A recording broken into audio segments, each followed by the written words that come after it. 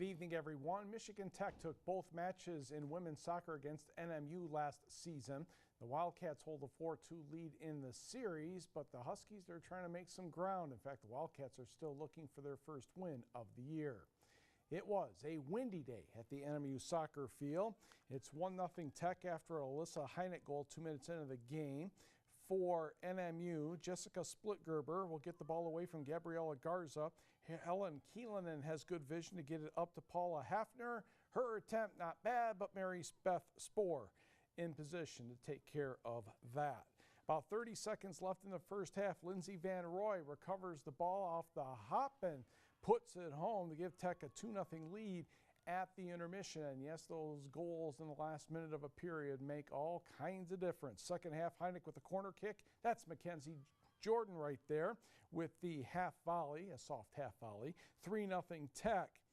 Wildcats trying to find some offense, and the ball will eventually end up on the foot of Marquette's Haley Boroff, and she tries to advance on the right side here. She will cross it along the ground to Ashley Caters, but Spohr is there again to make the save. She had 5 saves. Tech, the shutout by the count of 5-0.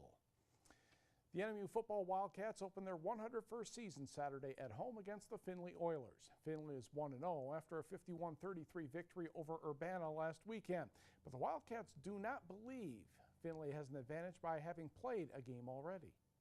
I don't really feel it's a disadvantage. I mean they're a little banged up and we're not, so we're just fresh. We're ready to come in. They're a good defense. They're pretty fast and they're very physical, so we got to be good on the perimeter blocking and just catch the ball and make plays. From a defensive perspective, they're physical. They really run to the football. I think they play inspired. They play a certain style.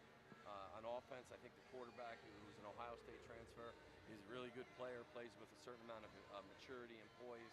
We were a little broken down at the end of last year, lost a lot of guys, playing on new guys, but we got a solid core. Basically the same guys we've had all camp playing together. It's going to be real exciting.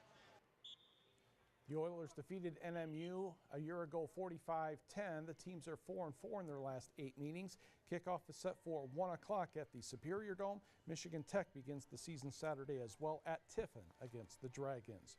To high school volleyball, Iron Mountain in the far court against Gwynn in the near court. Yes, it is confusing with pretty much the same uniform.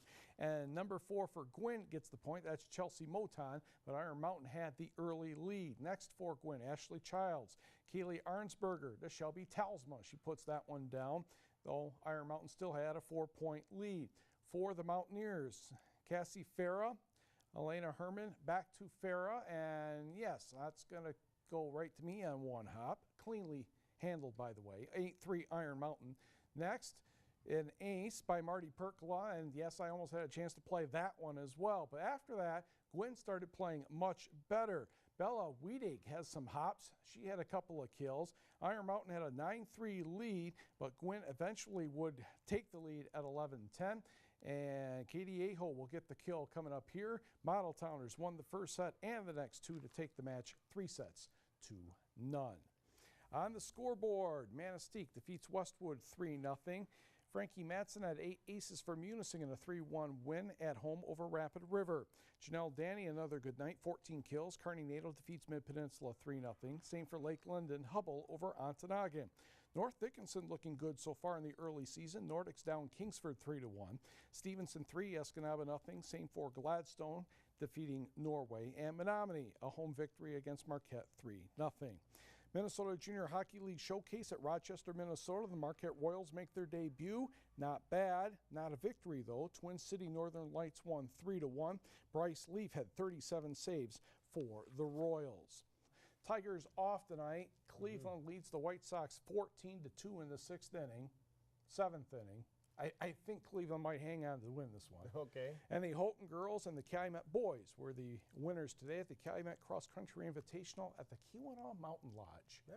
I have not covered a cross country meet there, so a little hilly up there. A little bucket list work may have to be done soon. Yeah, that's a lot of hills, I think. Yes. All right. Thanks a lot, Mike.